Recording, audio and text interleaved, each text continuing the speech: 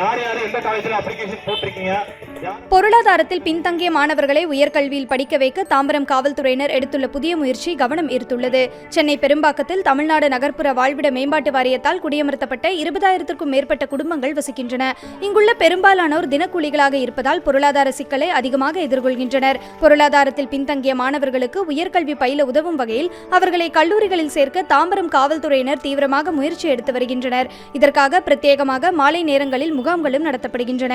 வீடு வீடாக சென்று மாணவர்களின் விவரங்களை கேட்டறிந்து அவர்களின் மேற்படிப்புக்கு வழிகாட்டுவதோடு கல்லூரியில் சேர தேவையான ஆவணங்கள் பற்றியும் காவல்துறையினர் எடுத்துரைக்கின்றனர். பல ஆண்டுகளாக கல்லூரியில் சேர முடியாமல் தவித்த மாணவர்களுக்கு தற்போது காவல்துறையினர் நேரடியாக வழிகாட்டுவது நேர்மறையான தாக்கத்தை ஏற்படுத்தியுள்ளதாக அப்பகுதி மக்கள் கூறுகின்றனர்.